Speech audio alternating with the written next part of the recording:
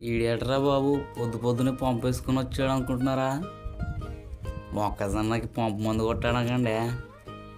ఆయన మీకు మాట చెప్పాలండి, రాయలసీమ వాడు అయ్యండి కోస్తాంధ్ర మాటలు మాట్లాడుతున్నాడు. వీటికి ఏటయిందా అనుకుంటున్నారా?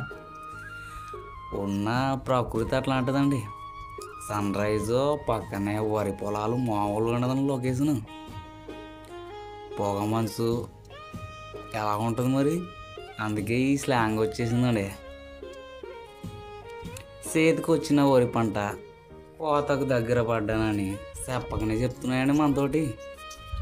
ఆ వరి గిన్నెలు చూడండి ఎలా ఉన్నాయో, ఎప్పుడెప్పుడు ఇంటికి వచ్చేద్దామా అని చూస్తున్నట్టు ఉన్నాయి. నా చిన్నతనంలో అండి పొలానికి యూరియా బస్తా ఎత్తుకొని మందు చల్లడానికి వెళ్తే మన పెద్దోళ్ళు ఉంటారు కదండి, కూసింత యూరియా నోట్లో వేసుకుని చూసేవారండి పవర్ఫుల్ ఉందా లేదా అనేసి. అయినా మన పల్లెటూళ్ళలో ఇవన్నీ కామన్ కదండి. సారోళ్ళు ఎంత చెప్పినా మాస్కులు ధరించండిరా లేదంటే హాస్పిటల్కి వెళ్ళాల్సి వస్తుందని ఎంత చెప్పినా మన పల్లెటూళ్ళలో ఇవన్నీ కామన్ కదండి. స్పేర్ మందు కొట్టేటప్పుడు వాళ్ళే కూడా అడ్డం పెట్టుకోరండి ముఖానికి, అలా కొట్టేస్తూనే ఉంటారు. నేను అలాగే కొట్టేశానండి. ఎకరా పొలానికి 7 ట్యాంకుల మందు కొట్టేశానండి. కొట్టేసి ఎప్పుడెప్పుడు ఇంటికి వెళ్దామా అని చూస్తున్నా.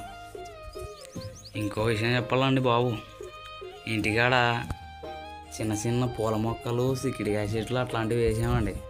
వాటి కోసం అనేసి కూసంత మందు దాంట్లోనే ఉంచుకొని ఇంటికి వెళ్ళి కొట్టేశానండి. ఈ మధ్య ఎందుకో మా ఇంటికాడ ఉన్న మునక్కాయల చెట్టు వాడు పట్టిందని సగానికి సగం. ఆ వాడు పట్టిన చెట్టుకు పూత పడుతుంది కానీ కాయలు పట్టడం లేదు, ఆకు రావడం లేదు. ఏంటి చేసేది అనుకుంటుంటే ఓ పెద్ద ఆయన పూసింత యూరియా తీసుకెళ్ళి ఆ చెట్టు మొదల కాడ అక్కడ ఇక్కడ వేసామంటే, పెద్దలు చెప్పిన మాట సద్దన్న మూట అంటారు కదండి, ఆయన చెప్పినట్టు నేను కూడా యూరియా తీసుకెళ్ళి ఆ చెట్టు మొదల దగ్గర వేసేసానండి. కానీ ఒకప్పుడు ఈ చెట్టు ఉండేదండి, ఊర్లో ఉన్న ప్రతి ఒక్కరు ఏరా మునక్కాయలు కాసేదా మాకు ఎప్పుడు ఇస్తున్నావా అనేటోళ్ళు అండి. అలా ఉండేది. అజ్జి బాబోయ్ మాటల్లో పడి చెప్పడం మర్చిపోయానండి. సింధు బాలు యూట్యూబ్ ఛానల్ని సబ్స్క్రైబ్ చేసుకోండి.